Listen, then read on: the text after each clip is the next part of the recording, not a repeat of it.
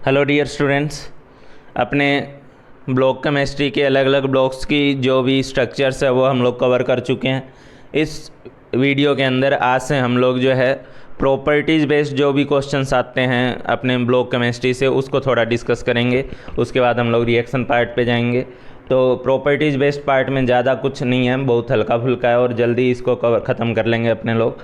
तो सबसे पहले मैं प्रॉपर्टीज़ बेस्ड पार्ट में सबसे पहले आप लोगों के सामने स्टार्ट कर रहा हूँ इनर्ट पेयर इफ़ेक्ट। सबसे पहले मैं आप लोगों के सामने स्टार्ट कर रहा हूँ इनर्ट पेयर इफ़ेक्ट। ये इनर्ट पेयर इफ़ेक्ट क्या होता है, कहाँ ऑब्ज़र्व होता है, क्या इसकी खासियत होती है, ज़रा आप लोग अच्छे से सुनिएगा और समझिएगा। ठीक है, इस इनर्ट पेयर इफ़ेक्ट को मैं मजाक में जो है ब्रेकअप इफ़ेक्ट भी नाम देता हूँ। ठीक है, ब्रेकअप इफ़ेक्ट भी मैं इसे बोल देता हूँ। तो ब्रेकअप इफ़ेक्ट क्यों बोलता हूँ, क्यों इसको इनर्ट पेयर इफ़ेक्ट क्या है या ब्रेकअप इफ़ेक्ट क्यों बोलता हूँ, उसको ज़रा समझने की कोशिश करिएगा। ठीक है, जैसे अपने पास बोरोन फैमिली है, तो बोरोन फैमिली में बाबू अली गए इंडिया थैला लेकर। ठीक है, तो बोरोन फैमिली में अगर बाबू अली गए इंडिया थैला लेकर, या boron aluminium gallium indium thallium, ये अपने एलिमेंट्स हैं उसमें। ठीक है, तो अगर ये एलिमेंट्स हैं तो इन एलिमेंट्स में इसका अगर इलेक्ट्रॉनिक कन्फिग्रेशन आप देखते हो तो ऑब्वियस बात है 2s2 2p1 है। इसका इलेक्ट्रॉनिक कन्फिग्रेशन 3s2 3p1 है। ठीक है, और इसका इलेक्ट्रॉनिक कन्फिग्रेशन जो है वो 4s2, और 4s2 के बाद आपको पता है 3d में 10 और फिर 4p1 मिलेगा आपको। ठीक है, यहाँ पे आप लोगों को क्या है 5s2, ठीक, उसके बाद 4d10 और फिर आप लोगों को 5p1 मिलेगा। ठीक, इसके बाद आप लोगों के पास 6s2, फिर आपके पास 4f14, फिर आपके पास 5d10 मिलेगा, फिर आपके पास अल्टीमेटली जो है 6p1 मिलेगा। ठीक है, तो मैं क्या बताना चाह रहा हूँ यहाँ पर कि जैसे जैसे हम लोग बोरोन फैमिली में ही सही हम लोग डाउन द ग्रुप जा रहे हैं बोरोन फैमिली में, तो हम क्या ऑब्ज़र्व कर रहे हैं, s और p के बीच की दूरियाँ बढ़ती ही जा रही है। ठीक है, हम डाउन द ग्रुप जब जा रहे हैं तो हम लोग ऑब्ज़र्व कर रहे हैं कि s और p की जो दूरियाँ हैं वो क्या होती जा रही है, बढ़ती जा रही है। और दूरियां बढ़ने का नतीजा क्या होता है वो आप सभी जानते हो कि अल्टीमेटली ब्रेकअप। ठीक है, तो यहाँ पे मेरा ब्रेकअप से क्या सेंस है कि s और p के बीच में आपस में ब्रेकअप हो रहा है। और किस वजह से ब्रेकअप हो रहा है कि डाउन द ग्रुप जब जा रहे हो आप लोग, तो डाउन द ग्रुप जाने से s और p के बीच की दूरियाँ क्या होती जा रही है, बढ़ती जा रही है। ठीक है, वो इतनी बढ़ गई ये यहाँ पे तो ऐसे थे कि जो भी काम कर रहे थे, ठीक है, वो सब साथ कर रहे थे। ठीक है, फ़ोटो साथ खिंचवाते थे, स्टेटस साथ डालते थे, ठीक है, फेसबुक पे शेयर साथ करते थे, एस और पी मिल के जो भी काम कर रहे थे साथ साथ कर रहे थे। ठीक है, यहाँ झगड़ा स्टार्ट हुआ और यहाँ मान लो कि एक टाइप का ब्रेकअप हो गया है। तो इसका सेंस क्या है, मैं ब्रेकअप का क्या सेंस है कि एस और पी कब मिल के काम कर रहे हैं आपको समझना होगा, और कब एस और पी जो है वो मिलने से मना कर देते हैं। ठीक है, और मिलते भी हैं तो थोड़ा बहुत मिलते हैं। ठीक है, ब्रेकअप के बाद भी जैसे कभी कभार मुलाकात होती है, वो वाली मुलाकात है। ठीक है, तो यहाँ पे मैं क्या कहना चाह रहा हूँ कि बोरोन फैमिली में या पी ब्लॉक में जब आप ऊपर की तरफ हो, ठीक है, ऊपर वाले एलिमेंट्स में हो, तो एस और पी मिलकर काम करते हैं, और एस और पी मिलकर काम करते हैं। ठीक है, तो ये समझ लेना एस एंड पी, ठीक है, कंबाइंडली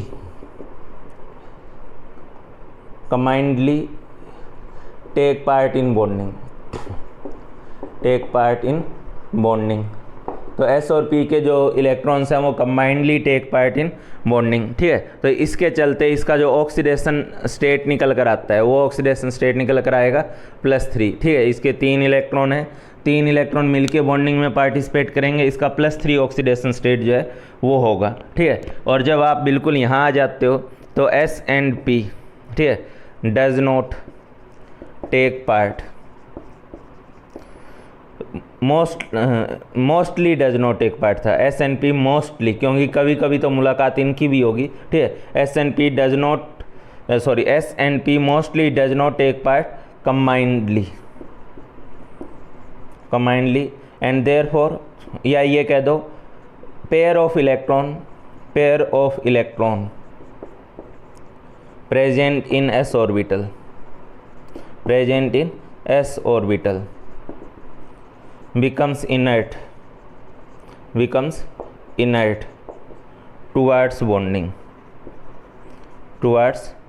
bonding। यही समझाना चाह रहे हैं यहाँ पे। इनर्ट पेयर का मतलब क्या है, इनर्ट पेयर वर्ड यूज़ किसके लिए हुआ? तो इनर्ट पेयर जो वर्ड यूज़ हुआ है वो एक्चुअली एस के अंदर जो 2 इलेक्ट्रॉन प्रेजेंट है, ठीक है, इसके लिए हुआ है कि हम जैसे जैसे ब्लॉक पी ब्लॉक में नीचे जाते हैं, ठीक है, तो ये एस के 2 इलेक्ट्रॉन जो होते हैं वो इनर्ट हो जाते हैं, बॉन्डिंग में नहीं जाते हैं, ठीक है। मतलब एक टाइप से एस और पी एक साथ मिलके काम करने से मना कर देते हैं, बॉन्डिंग में जाने से मना कर देते हैं, ठीक है। तो ऐसी सिचुएशन में क्या होता है कि पी के अकेले इलेक्ट्रॉन को जो है वो बॉन्डिंग में पार्टिसिपेट करना पड़ता है। क्या हमेशा ही पी का अकेला ही इलेक्ट्रॉन पार्टिसिपेट करेगा? ऐसा नहीं है, एस और पी मिलके भी करेंगे, लेकिन इनके बीच में एक अच्छा खासा आप समझ लो झगड़ा चल रहा है, ठीक है। तो मोस्टली पी अकेला ही काम करता है, लेकिन हाँ कभी कभी एस और पी जो है वो मिलके भी काम करेंगे, ये बात दोनों ध्यान रखो, ठीक है। तो इसलिए therefore thallium shows +1 oxidation state mostly, ठीक है। तो थैलियम का जो है वो कौन सा ऑक्सीडेशन स्टेट आपको ज़्यादा स्टेबल मिलेगा? थैलियम के केस में +1 ऑक्सीडेशन स्टेट जो है वो ज़्यादा स्टेबल मिलेगा, क्योंकि एस के जो इलेक्ट्रॉन है वो बॉन्डिंग में जाने से मना करने लगते हैं। क्यों करने लगते हैं? वही चीज़ तो मैंने यहाँ दिखाई है, यहाँ साथ साथ हैं, यहाँ दूरियाँ बढ़ गई है, ठीक है। मैं वही हिंदी में लिखना चाहूँ, यहाँ साथ साथ हैं, ठीक है, साथ साथ हैं का मतलब मैंने अभी बोला था ना, जो भी काम करेंगे साथ साथ करेंगे, ठीक है। यहाँ क्या हुआ है, अब जो भी है दूरियाँ, हिंदी इतनी न आती होगी मेरे को, दूरियाँ बढ़ गई है।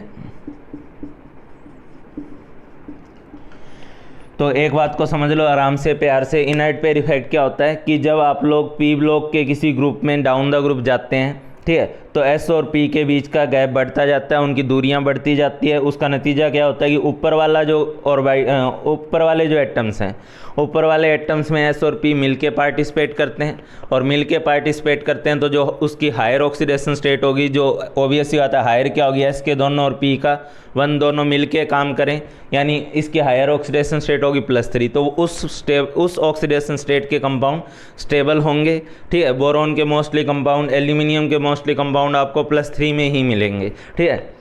गैलियम इंडियम में झगड़ा स्टार्ट हो गया है, तो गैलियम और इंडियम दोनों जो है वो +1 ऑक्सीडेशन स्टेट शो करना स्टार्ट करेंगे, लेकिन अभी भी झगड़ा है, लेकिन प्यार प्रेम ज़्यादा है, तो अभी भी एस और पी मिलके ही ज़्यादा पार्टिसिपेट करेगा, ठीक है। तो और उस कंडीशन में ज़्यादा स्टेबल अभी भी कौन सा होगा? +3 ही ज़्यादा स्टेबल होगा, ठीक है। कभी कभी इनके कुछ कुछ कंपाउंड्स आपको इनके +1 स्टेट में मिलेंगे। थैलियम के केस में उल्टा हो चुका है, थैलियम के केस में इतना गैप आ चुका है उनके बीच में कि अब एस और पी में पी अकेला ज़्यादा पार्ट करेगा और एस का जो इन्वॉल्वमेंट रहेगा वो कभी कभी वाला होगा, ठीक है। तो इसके चलते +1 और +3 2 स्टेट बनेगी, लेकिन +1 ज़्यादा स्टेबल होगी और +3 रिलेटिवली जो है कम स्टेबल होगी, ठीक है। इस केस में क्या होगा? इस केस में झगड़ा है, ठीक है, लेकिन इसको ऐसे ही समझ लेना, झगड़ा है लेकिन प्यार प्रेम ज़्यादा है। झगड़ा जरूर है लेकिन अभी भी उसके ऊपर प्यार प्रेम डोमिनेट कर रहा है। इसका मतलब क्या है? ठीक है, +3 भी बनेगा, +1 भी बनेगा, लेकिन +3 इसका क्या होगा? मोर स्टेबल होगा, ठीक है, +3 मोर स्टेबल होगा, +1 जो है वो लेस स्टेबल होगा, but compound in +1 oxidation state also exist, but compounds also exist in +1 oxidation state. +1 oxidation state तीनों की अलग कहानी है यार। तीनों का मतलब बोरोन एल्यूमिनियम की अलग है, बोरोन और एल्यूमिनियम में झगड़ा है ही नहीं, ठीक है, प्यार प्रेम ही है पूरा का पूरा जो भी है, तो इसलिए केवल +3 वाले ही बनेंगे, बोरोन और एल्यूमिनियम में +1 वाले बनेंगे ही नहीं। गैलियम इंडियम में अगर बात करोगे तो गैलियम और इंडियम में झगड़ा स्टार्ट हो गया, इसलिए +3 के साथ साथ +1 वाले भी बनेंगे, लेकिन मोर स्टेबल कौन से होंगे? +3 वाले होंगे, ठीक है। लेकिन थैलियम में चले गए तो थैलियम में दूरियाँ बहुत ज़्यादा हो गई है, वहाँ पर बनेंगे +1 +3 वाले भी, लेकिन उस केस में +1 वाला ज़्यादा स्टेबल होगा, +3 वाला जो है वो कम स्टेबल होगा। तो बोर्ड पे मैंने समझा दिया है कि इनकी ऑक्सीडेशन स्टेट्स और इनकी स्टेबिलिटी किस तरीके से होगी। दोबारा बोल रहा हूँ, बोरोन एल्यूमिनियम में एस और पी में कोई झगड़ा नहीं है, जो भी है सिर्फ और सिर्फ प्यार प्रेम ही है, ये समझ लो। इसलिए इनकी ऑक्सीडेशन स्टेट जो होगी वो +3 होगी। +1 वाले कंपाउंड हम बोरोन एल्यूमिनियम के नहीं देखते हैं। गैलियम और इंडियम के केस में सीन ऐसा है मेरे प्यारे बच्चों कि इनमें झगड़ा जरूर हुआ है एस और पी के बीच में, ठीक है, लेकिन अभी भी प्यार प्रेम ही डोमिनेट कर रहा है, इसलिए +3+1 के मुकाबले मतलब +3 बनेगा +1 भी बनेगा, हालांकि दोनों के मुकाबले +3 अभी भी ज़्यादा स्टेबल होगा। और थैलियम के केस में है तो वहाँ तो दूरियाँ बहुत ज़्यादा बढ़ गई है और वहाँ पे S एक तरीके से पूरी तरह ऑलमोस्ट इनर्ट हो गया बॉन्डिंग में जाने के लिए, और उसका नतीजा ये होगा कि अब केवल P वाला जो है वो अकेला ज़्यादातर पार्टिसिपेट करेगा और S और P मिल के कभी कभी पार्टिसिपेट करेंगे। अकेला जब पार्टिसिपेट करेगा तो +1 और दोनों मिलके करेंगे तो +3, ठीक है। इसीलिए तो पेयर इनर्ट पेयर इफेक्ट में ऑक्सीडेशन स्टेट की वेरिएबिलिटी आती है, लेकिन हमेशा 2 यूनिट का डिफरेंस रहेगा, डिफरेंस ऑलवेज 2 यूनिट का रहेगा। या तो एस वाले पार्टिसिपेट करेंगे या एस वाले पार्टिसिपेट नहीं करेंगे, ठीक है, यही होगा। या तो करेंगे मिलकर, या दोनों करेंगे या दोनों नहीं करेंगे, ठीक है, एस के जो दोनों इलेक्ट्रॉन है, ठीक। तो थैलियम के केस में भी +1 +3 बनेगा, लेकिन यहाँ एक डिफरेंस और आ गया, +1 ज़्यादा स्टेबल हो चुका है +3 से, वो ऊपर वाले केस में नहीं था, इंडियन तक की भी नहीं था। इंडियम में भी +3 ज़्यादा स्टेबल था +1 से, लेकिन थैलियम में आके +1 ऑक्सीडेशन स्टेट जो है वो +3 के मुकाबले ज़्यादा स्टेबल हो गई है, इतना फ़र्क पड़ चुका है। तो इस चीज़ को पहले आप नोट करो, मैं इसको प्रॉपरली इनर्ट पेयर इफेक्ट को आगे लिखवाता हूँ। हाँ भाई, इनर्ट पेयर इफेक्ट से रिलेटेड कुछ पॉइंट्स मैंने बोर्ड पे नोट किए हैं, ये पॉइंट्स आप लोग अपनी कॉपी पे अच्छे से उतार लोगे, ठीक है। जो जो पॉइंट्स हैं मेन पॉइंट वो मैं बोल भी दे रहा हूँ साथ साथ। एक तो यही है कि इनर्ट पेयर इफेक्ट जो है वो P ब्लॉक से रिलेटेड है, तभी तो S और P के साथ में बॉन्डिंग की और अलग से बॉन्डिंग की बात करोगे, ठीक है। तो it is related to P block only. Inert pair effect की बात हम लोग सिर्फ P ब्लॉक में करते हैं। दूसरी बात, on moving down the group stability of higher oxidation state decreases, यही हमने बताया अभी आप लोगों को, ठीक है, कि डाउन द ग्रुप आओगे तो S और P के बीच की दूरियां बढ़ेगी, S का इलेक्ट्रॉन पार्टिसिपेट नहीं करेगा, जिसके चलते हायर ऑक्सीडेशन स्टेट की स्टेबिलिटी घटेगी, डिक्रीज होगी, और stability of lower oxidation state increases, ठीक है, वहाँ पूरा लिख लेना इंक्रीजेज। उसके बाद variability in oxidation state is of 2 unit, वही है कि इसमें जो इनर्ट पेयर इफेक्ट के चलते जो वेरिएबिलिटी आती है ऑक्सीडेशन स्टेट में वो 2 यूनिट की होगी, ठीक है। या तो S के ऑर्बिटल में जो पेयर ऑफ इलेक्ट्रॉन प्रेजेंट है, ठीक है, या तो वो पार्टिसिपेट करेगा या नहीं करेगा तो 2 यूनिट से ऑक्सीडेशन स्टेट हायर हो जाएगी, और अगर नहीं पार्टिसिपेट करेगा तो 2 यूनिट से ऑक्सीडेशन स्टेट जो है वो लोअर हो जाएगी। लेकिन इसमें ऑक्सीडेशन स्टेट में जो वेरिएबिलिटी आएगी वो केवल और केवल 2 यूनिट की होगी, ठीक है, अपनी मर्जी से कोई भी डिफरेंस नहीं क्रिएट होगा। और उसके बाद यही इनर्ट पेयर इफेक्ट है क्या, यही जो हम बोल रहे हैं on moving down the pair, on moving down, ठीक है, on moving down pair of S orbital electron becomes inert towards bonding, यही तो बता रहे हैं कि जब हम लोग डाउन द ग्रुप मूव कर रहे हैं उसका कारण क्या है। अगर कारण हमसे पूछेगा तो उसका कारण ये है, ठीक है, उसका कारण ये है कि इनर्ट पेयर इफेक्ट क्यों आ रहा है, ये इफेक्ट क्यों आ रहा है, ठीक है, लोअर ऑक्सीडेशन स्टेट की स्टेबिलिटी बढ़ क्यों रही है या हायर ऑक्सीडेशन स्टेट की स्टेबिलिटी कम क्यों हो रही है। तो उसका कारण यहाँ पे है कि on moving down the group pair of S orbital electron becomes inert towards bonding as difference between S and P increases, as differences between S and P increases, ठीक है। आप चाहो तो ऐड कर लेना as differences between S and P increases, S और P के जो डिफरेंसेस हैं वो बढ़ेंगे, और डिफरेंसेस बढ़ेंगे तो उसके चलते जो है वो S का जो इलेक्ट्रॉन होगा वो बॉन्डिंग में जाने से मना करने लगेगा P के साथ, ठीक। उसके बाद हमने ये भी बताया कि वैसे तो 2 यूनिट का डिफरेंस रहेगा, लेकिन मोस्टली हायर ऑक्सीडेशन स्टेट ही ज़्यादा स्टेबल मिलेगी, ठीक है। रिलेटिवली अगर बात करें लोअर और हायर में किसी भी एलिमेंट के लिए तो मोस्टली हायर ऑक्सीडेशन स्टेट ज़्यादा स्टेबल मिलती है।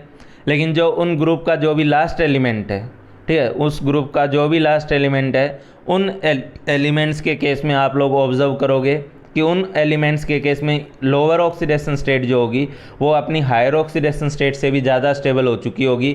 S और P के डिफरेंसेस इस लेवल तक बढ़ चुके होंगे कि S ऑलमोस्ट जाने से मना करने लगेगा, ठीक है। तो इसके चलते उसकी जो लोअर ऑक्सीडेशन स्टेट है वो इवन हायर से भी क्या हो जाएगी, ज़्यादा स्टेबल हो जाएगी, ठीक है। कहने का मतलब मैं क्या बोलना चाह रहा हूँ इतनी देर से कि अगर आपके पास +3 ऑक्सीडेशन स्टेट की बात कर रहे हो, +3 की, ठीक है, तो +3 के केस में तो बोरोन की स्टेबिलिटी एल्यूमिनियम से ज़्यादा है, एल्यूमिनियम की स्टेबिलिटी गैलियम से ज़्यादा है, गैलियम की इंडियम से, और इंडियम की थैलियम से ज़्यादा है। लेकिन आप लोग +1 की बात करोगे, +1 के केस में बोरोन से ज़्यादा एल्यूमिनियम स्टेबल है, उससे ज़्यादा गैलियम स्टेबल है उससे ज़्यादा इंडियम स्टेबल है, उससे ज़्यादा थैलियम स्टेबल है। ठीक है, ये मैं ऑलरेडी बता चुका हूँ। बोरोन और एल्यूमिनियम +3 वाले ही कंपाउंड बनाएंगे। ठीक है, लेकिन गैलियम इंडियम +1 +3 वाले दोनों बनाएंगे, लेकिन +3 जो होगा इनका +1 से ज़्यादा स्टेबल होगा। ठीक है, अगर स्टेबिलिटी की बात करते हो, रिलेटिव स्टेबिलिटी की, आपसी स्टेबिलिटी की, ठीक है, तो गैलियम का जो +3 फॉर्म होगा, ठीक है, वो +1 से ज़्यादा स्टेबल होगा। इंडियम का +3 जो होगा वो +1 से ज़्यादा स्टेबल होगा। बोरोन एल्यूमिनियम में तो इसकी बात भी करने की ज़रूरत नहीं है, क्योंकि +1 होता ही नहीं है, एग्जिस्ट ही नहीं करेगा। ठीक है, उसके बाद अगर हम लोग थैलियम की बात करें तो थैलियम के केस में उल्टा हो जाएगा। तो थैलियम के केस में इसके +3 से ज़्यादा स्टेबल होगा इसका +1 वाला। ठीक है, +3 से ज़्यादा स्टेबल होगा इसके +1 वाला। यहाँ जा कर के चीज़ें रिवर्स हुई है, यही इस लास्ट पॉइंट का मतलब है। ठीक है, तो इस पॉइंट को आप अपनी कॉपी पे लिखो और आप इसको लिखो, +3 की स्टेबिलिटी ऑर्डर, +1 का स्टेबिलिटी ऑर्डर, फिर स्टेबिलिटी, रिलेटिव स्टेबिलिटी ऑर्डर की किस एलिमेंट की कौन सी ऑक्सीडेशन स्टेट जो है वो रिलेटिवली ज़्यादा होगी। तो लास्ट एलिमेंट में जा कर के, उस ग्रुप के लास्ट एलिमेंट में जा कर के लोअर ऑक्सीडेशन स्टेट जो है वो अपने हायर ऑक्सीडेशन स्टेट से भी ज़्यादा स्टेबल हो जाएगी। ठीक है, अगर आपने ये लिख लिया हो, ठीक है, ना लिखा हो तो वीडियो पॉज करके लिखते रहें। मैं अब इसको साफ़ करने जा रहा हूँ, हटाने जा रहा हूँ। तो क्या ये इनर्ट पेयर इफेक्ट केवल हमें बोरॉन फैमिली में मिलेगा? नहीं, पी ब्लॉक में मिलेगा। पी ब्लॉक मेटल कैटायंस में इसकी डिस्कशन की ज़रूरत ज़्यादा पड़ती है। ठीक है, मेटल कैटायंस में। तो मैं पी ब्लॉक के मेटल्स की बात कर लेता हूँ।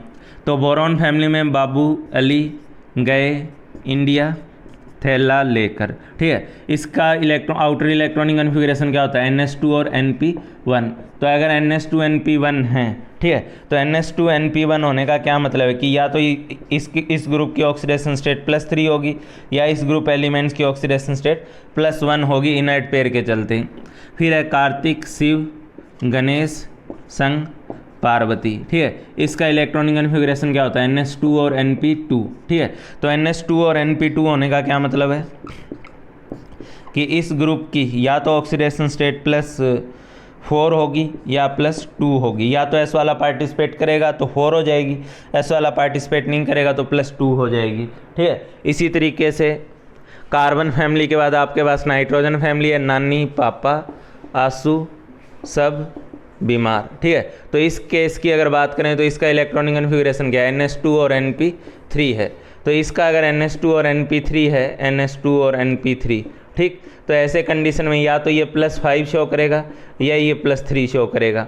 तो हर ग्रुप की अपनी एक वेरिएबल ऑक्सीडेशन स्टेट है, लेकिन वो फिक्स है, +3 +1 +4 +2 +5 +3। ठीक है, इंडियम के केस में मैं ऑलरेडी बता चुका हूँ, दोबारा लिख दे रहा हूँ।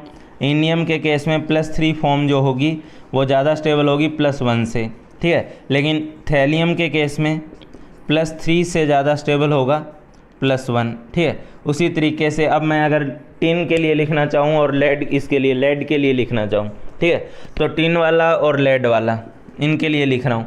टिन के केस में भी आपके पास +4 +2 है, लेकिन +4 ऑक्सीडेशन स्टेट जो है वो ज़्यादा स्टेबल होगी +2 से। ठीक है, +4 की स्टेबिलिटी +2 से ज़्यादा होगी, जबकि लेड के केस में उल्टा हो चुका होगा, +4 से ज़्यादा स्टेबल हो जाएगा +2 वाला। ठीक है, और इसी तरीके से अगर मैं बिस्मिथ की बात करूं, ठीक है, यहाँ कर दे रहा हूँ, तो बिस्मिथ तो इसका इस ग्रुप का लास्ट एलिमेंट है नाइट्रोजन फैमिली का। तो इस केस में इसकी +5 ऑक्सीडेशन स्टेट जो है, ठीक है, वो कम स्टेबल है, जबकि इसकी +3 ऑक्सीडेशन स्टेट जो होगी वो ज़्यादा स्टेबल होगी। तो इन सब एलिमेंट्स की कौन सी ऑक्सीडेशन स्टेट स्टेबल होगी, किस वजह से स्टेबल होगी, कारण क्या है, इनर्ट पेयर इफेक्ट किसके चलते आता है। ठीक है, कल को आपको इनर्ट पेयर इफेक्ट पे शॉर्ट नोट लिख के आना हो तो आप लोग क्या लिखोगे? आप लोग लिखोगे on moving down the group in P block elements stability of higher oxidation state decreases and stability of lower oxidation state increases.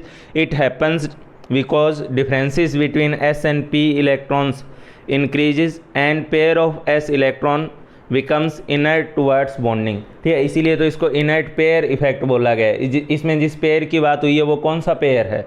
वो S ऑर्बिटल में जो इलेक्ट्रॉन प्रेजेंट है उसका पेयर है। ठीक है, तो वो इलेक्ट्रॉन जो है वो बॉन्डिंग में जाने से मना करने लगता है।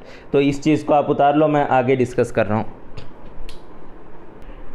इनर्ट पेयर इफेक्ट पे थोड़ी और बात करते हैं। अभी जैसे हम लोग इंडियम के केस में बार बार बोल रहे थे, ठीक है, तो आपको पता ही है कि इंडियम अगर +1 फॉर्म का कंपाउंड है भी तो इंडियम तो +3 में ज़्यादा स्टेबल होता है।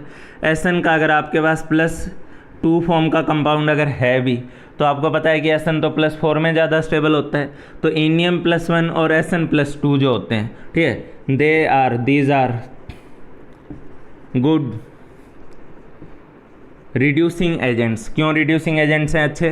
क्योंकि ये +1 से +3 में जाना चाहेगा, ये +2 से +4 में जाना चाहेगा, तो खुद ऑक्सीडाइज होगा तो दूसरे को क्या करेगा, रिड्यूस करेगा, ठीक है। These are good reducing agents, ठीक है, these are good reducing agents.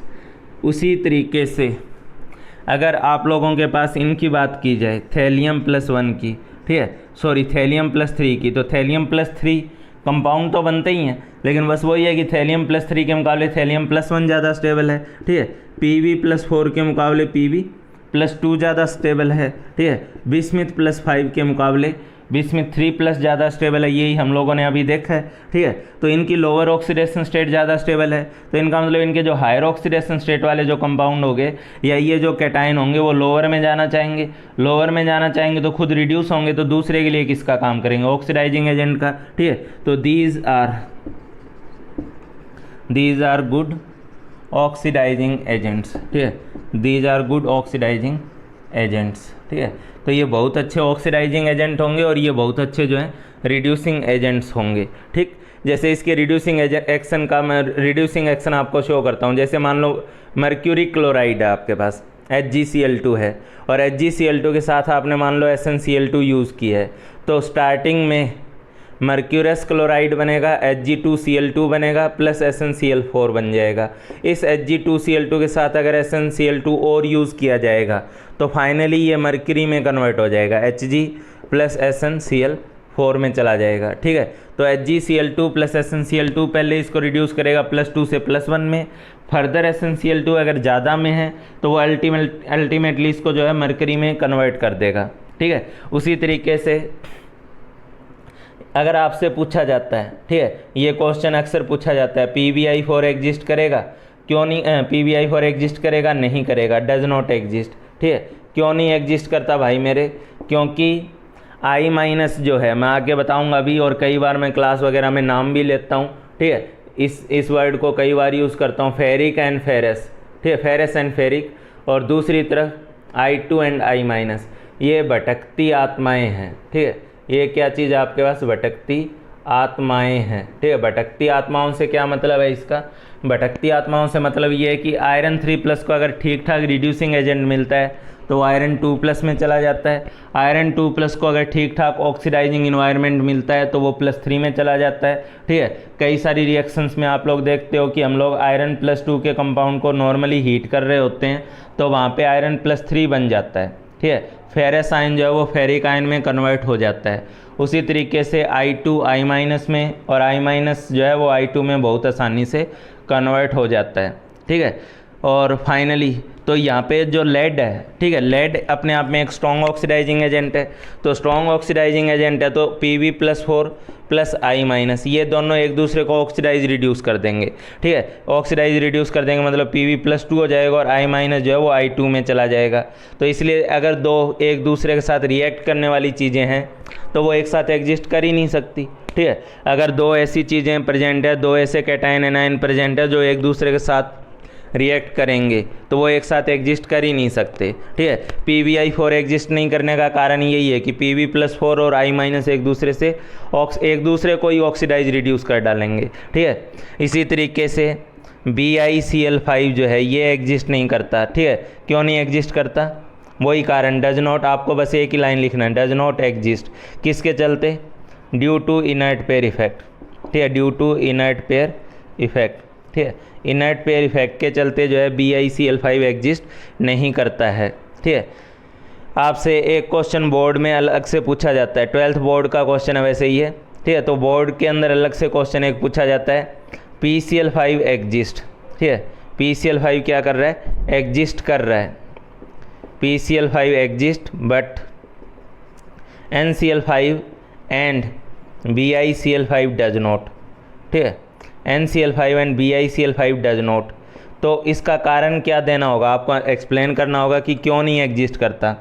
तो NCl5 के एग्जिस्ट नहीं करने का कारण तो ये है कि NCl5 के केस में, ठीक है, NCl5 का एग्जिस्ट नहीं करने का कारण तो क्या है कि NCl5 के केस में नाइट्रोजन अपनी वैलेंसी एक्सपेंड ही नहीं कर सकता, उसके पास वैकेंट d ऑर्बिटल नहीं है, ठीक है। तो NCl5 तो इसलिए नहीं बनता क्योंकि ऐसा करने से नाइट्रोजन के पास टोटल 10 इलेक्ट्रॉन हो जाएंगे वैलेंस शेल में, और नाइट्रोजन अपना ऑक्टेट एक्सपेंड कर नहीं सकता है क्योंकि उसके पास वैकेंट d ऑर्बिटल नहीं है। तो उसका कारण तो आप लोग केमिकल बॉन्डिंग के बेसिस पे लिखोगे कि nitrogen can not expand its octet as it does not have vacant orbital, ठीक है। लेकिन BiCl में तो बिस्मिथ के पास तो वैकेंट d ऑर्बिटल है, थर्ड पीरियड या उससे आगे वाले जो भी एलिमेंट्स होंगे उनके पास तो वैकेंट d ऑर्बिटल होता है, तो उस हिसाब से तो बिस्मिथ को ये बनाना चाहिए BiCl5, ठीक है। लेकिन यहाँ कारण दोगे कि इनर्ट पेयर इफेक्ट के चलते बिस्मिथ +5 के मुकाबले +3 ज़्यादा स्टेबल है, ठीक है। तो इसी चीज़ के चलते BiCl5 जो है वो एग्जिस्ट नहीं करता है, ठीक है। तो इस चीज़ को पहले उतारो, कुछ चीज़ें और है बताने लायक है, बता दे रहा हूँ। एक छोटी सी चीज़ दोबारा रिपीट कर लूँ, फेरिक और फेरस I2 और I- को, इनको मैंने क्या बोला है, भटकती आत्माएं। इसका क्या मतलब है मैं दोबारा बोलना चाहूँगा। फेरिक आयन को अगर ठीक ठाक रिड्यूसिंग एजेंट मिलता है तो वो फेरस में, और फेरस को अगर ठीक ठाक ऑक्सीडाइजिंग एजेंट मिलता है तो वो फेरिक में आसानी से बदलता है।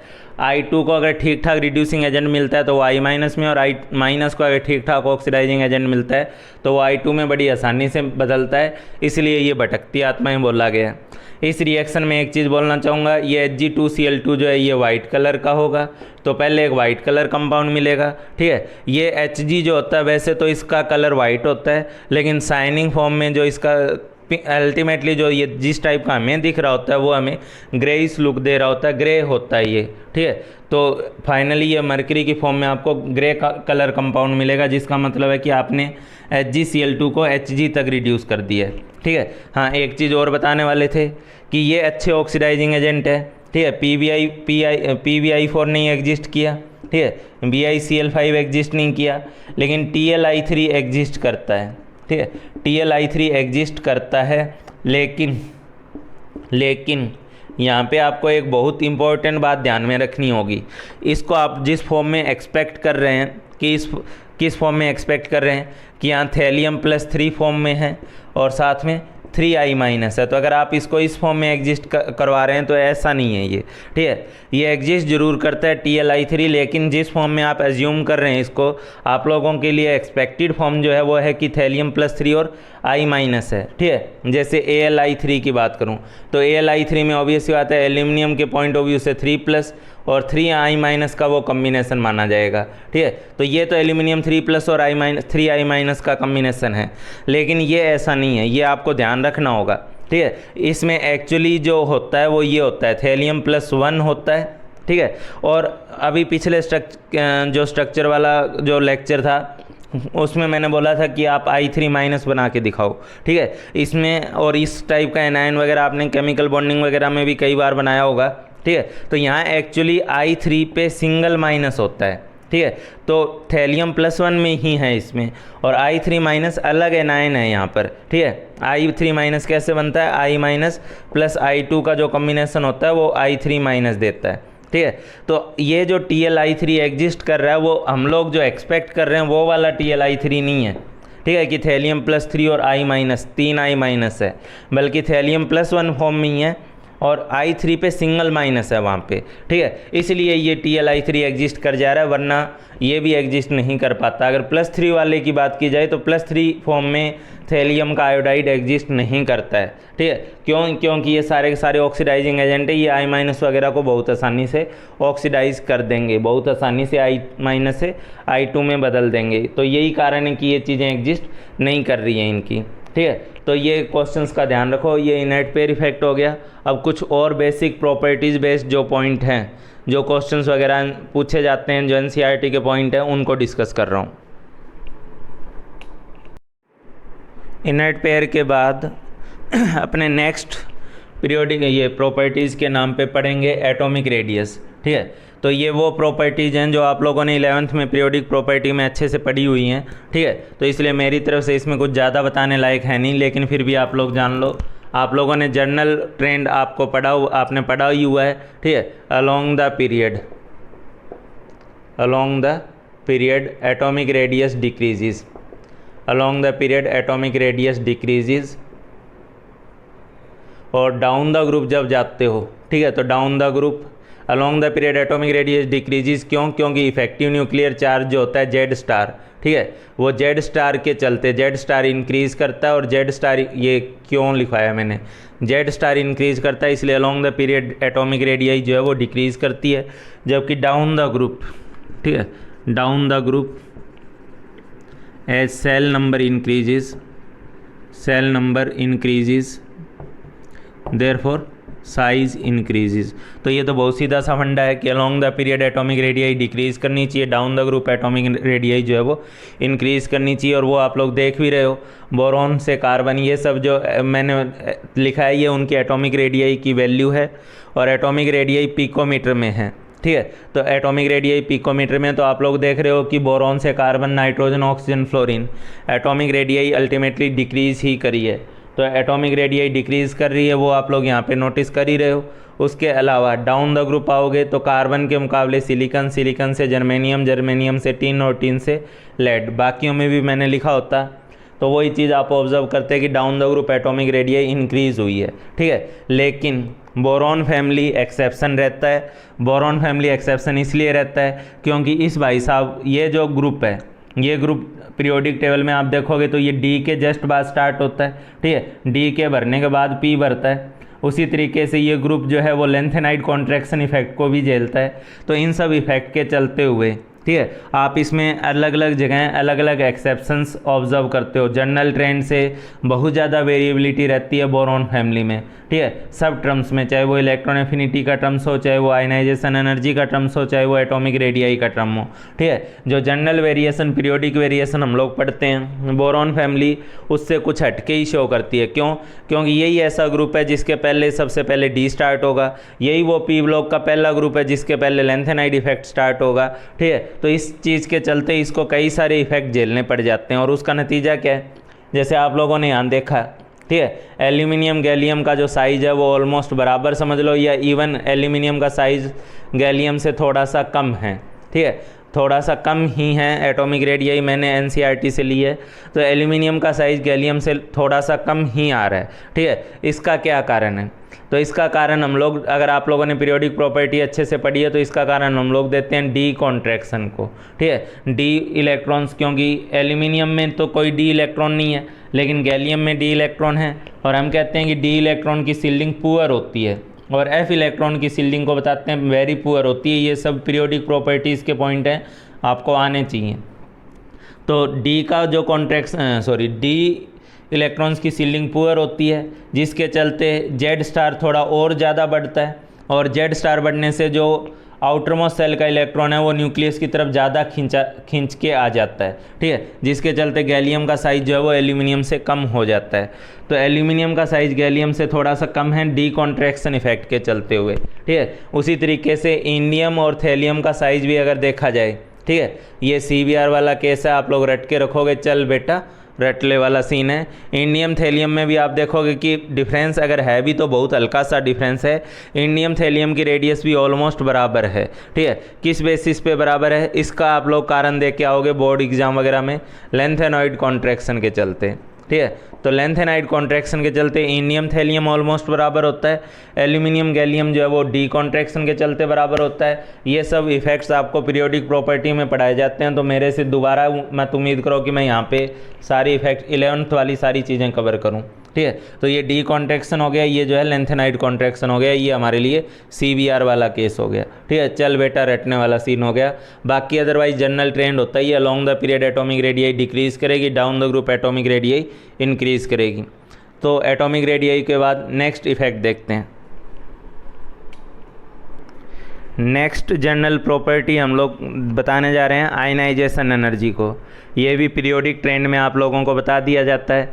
आयनाइजेशन एनर्जी के बारे में बताया जाता है, इसका जो जनरल ट्रेंड होता है आयनाइजेशन एनर्जी का, ठीक है, along the period, ionisation energy along the period ionisation energy increases, ठीक है। और डाउन द ग्रुप में आपको पीरियोडिक प्रॉपर्टी में पढ़ा दिया जाता है, down the group ionisation energy decreases, क्योंकि एटम का साइज बढ़ता है इसलिए डाउन द ग्रुप जो है आयनाइजेशन एनर्जी वो कम हो जाती है। और अलोंग द पीरियड क्योंकि जेड स्टार बढ़ता है इसलिए आयनाइजेशन एनर्जी बढ़ जाती है, ठीक है। लेकिन आपके इसके साथ साथ आपको एक्सेप्शनल चीज़ें भी बताई जाती है, ठीक है। लिथियम से, ठीक है, ज़्यादा वैसे तो बेरिलियम और बेरिलियम से आगे बोरॉन होना चाहिए था अलोंग द पीरियड का ट्रेंड लगाते तो, लेकिन कहाँ कहाँ पंगा आता है, बेरिलियम की आयनाइजेशन एनर्जी बोरॉन से ज़्यादा होती है। बेरिलियम और बोरॉन में बोरॉन बेरिलियम से पीछे होगा, ठीक है, बेरिलियम बोरॉन से आगे होगा, फिर कार्बन आएगा।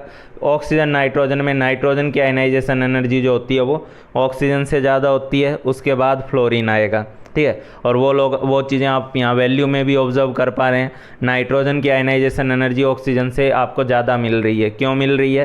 क्योंकि नाइट्रोजन का जो इलेक्ट्रॉनिक कन्फिग्रेशन होता है वो स्टेबल होता है, इसलिए उसकी आयनाइजेशन एनर्जी बढ़ जाती है थोड़ी बहुत। बेरिलियम की भी आयनाइजेशन एनर्जी इसीलिए बढ़ जाती है क्योंकि उसका इलेक्ट्रॉनिक कन्फिग्रेशन स्टेबल होता है, ठीक है।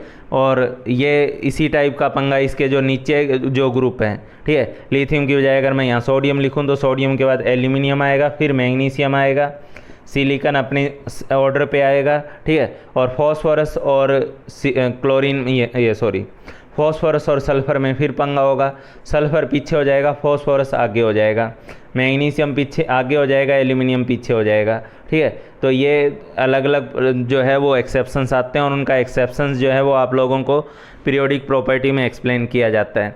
डाउन द ग्रुप के हिसाब से आयनाइजेशन एनर्जी क्या होनी चाहिए? कम होनी चाहिए, ठीक है। लिथियम की आयनाइजेशन एनर्जी ज़्यादा होगी, सोडियम से सोडियम की ज़्यादा होगी, पोटेशियम से पोटेशियम की ज़्यादा होगी, रुबिडियम से, और ये ज़्यादा होगी सीजियम से। नाइट्रोजन फैमिली में अगर हम लोगों ने बात करी होती तो नाइट्रोजन की आयनाइजेशन एनर्जी ज़्यादा होगी फॉस्फोरस से, उसकी ज़्यादा होगी आर्सेनिक से, उसकी ज़्यादा होगी एंटीमनी से, ठीक है। तो down the group ionisation energy घटती है, along the period ionisation energy बढ़ती है। लेकिन जब आप लोग बोरॉन फैमिली में नज़र डालते हो, ठीक है, तो मैं ऑलरेडी बता चुका हूँ बोरॉन फैमिली में बहुत सारे एक्सेप्शंस रहते हैं, बहुत ज़्यादा रहते हैं। एल्यूमिनियम गैलियम की आयनाइजेशन एनर्जी में आप देखोगे कि गैलियम की आयनाइजेशन एनर्जी एल्यूमिनियम से ज़्यादा हो गई है। इंडियम थैलियम में देखोगे कि थैलियम की आयनाइजेशन एनर्जी जो है वो थैलियम की आयनाइजेशन एनर्जी इंडियम से ज़्यादा हो गई है, जबकि होना क्या चाहिए था? डाउन द ग्रुप में आयनाइजेशन एनर्जी बढ़नी चाहिए थी। इसका कारण क्या है? ठीक है, इसका कारण वही है जो मैं अभी 2-5 मिनट पहले बोल रहा हूँ, आपको बताया था एल्यूमिनियम और गैलियम का साइज़ ऑलमोस्ट बराबर सा है, ठीक है, डी कॉन्ट्रैक्शन के चलते। लेकिन एल्यूमिनियम का एटॉमिक नंबर कितना है? इसका एटॉमिक नंबर 13 है। इस 13 में अगर आप लोग 18 जोड़ोगे तो इसका एटॉमिक नंबर मिलेगा 31, इसमें 18 जोड़ोगे तो इसका 49, इस 49 में 32 जोड़ोगे तो इसका 81। तो इस तरीके से मैंने इनका एटॉमिक नंबर भी लिख दिया है, ये इनका एटॉमिक नंबर है, ठीक है। तो एक बात सोचो यार, अपने आप से ही सोचो, अपने आप से ही तुम फील करोगे कि एल्यूमिनियम की आयनाइजेशन एनर्जी ज़्यादा होनी चाहिए या गैलियम की, ठीक है। खुद से फील करके देखो, साइज़ तो बराबर ही है, ठीक है, साइज़ तो डी कॉन्ट्रैक्शन के चलते ऑलमोस्ट बराबर है। अब इसका जो आउटर मोस्ट इलेक्ट्रॉन है उसको 13 प्रोटॉन खींचें, ठीक है, हालांकि अंदर वाले इलेक्ट्रॉन सील्ड भी करेंगे, इसके आउटर मोस्ट इलेक्ट्रॉन को 31 प्रोटॉन खींचे, ठीक है, हालांकि अंदर वाले इलेक्ट्रॉन भी कुछ सील्डिंग करेंगे, ठीक है, लेकिन वो इलेक्ट्रॉन जो है वो डी में बैठे हुए हैं इसलिए उनकी सील्डिंग बहुत ज़्यादा मतलब इफेक्टिव नहीं है, पुअर सील्डिंग होती है डी इलेक्ट्रॉन्स की, ठीक है। तो उसका नतीजा क्या है आप लोग समझोगे ना कि बार वाले इलेक्ट्रॉन को 31 प्रोटॉन खींचें और बार वाले इलेक्ट्रॉन को 13 प्रोटॉन खींचे, तो ऑब्वियसली बात है ये इलेक्ट्रॉन ज़्यादा न्यूक्लियर फोर्स एक्सपीरियंस करेगा, ज़्यादा न्यूक्लियस की तरफ अट्रैक्शन एक्सपीरियंस करेगा, और इसका नतीजा क्या होगा कि इसको निकालने के लिए, ठीक है, क्योंकि इसके ऊपर ज़्यादा इफेक्टिव ज़्यादा जेड स्टार लग रहा है, ठीक है, ज़्यादा जेड स्टार इस पर ज़्यादा लग रहा है, या ऐसे समझ लो कि सेम साइज़ के ऊपर उसको ज़्यादा प्रोटॉन खींच रहे हैं, ठीक है, सेम साइज़ पर उसको ज़्यादा प्रोटॉन खींच रहे हैं, ठीक है, सॉरी खींच रहे हैं लिखना था, या प्रोटॉन पुल कर रहे हैं, ऐसे लिख लो, पुल कर रहे हैं, ठीक है।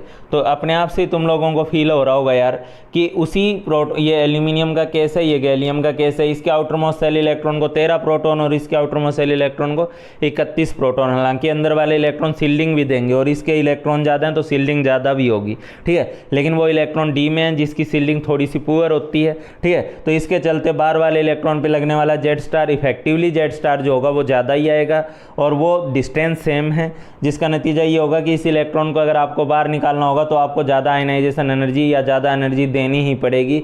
वो अपने आप ही फील आ रहा है, वो एक्सप्लेन करने वाली बात ही नहीं है अगर आपको ये पॉइंट याद है तो, ठीक है। उसी तरीके से इंडियम और थैलियम का साइज ऑलमोस्ट बराबर होता है, ठीक है। लेकिन इंडियम और थैलियम में साइज इनका आपस में ऑलमोस्ट बराबर है, ठीक है। लेकिन इंडियम वाले इलेक्ट्रॉन को, इंडियम की बात कर रहा हूँ, और वही साइज ऑलमोस्ट थैलियम का है, ठीक है। लगभग सेम साइज थैलियम का है।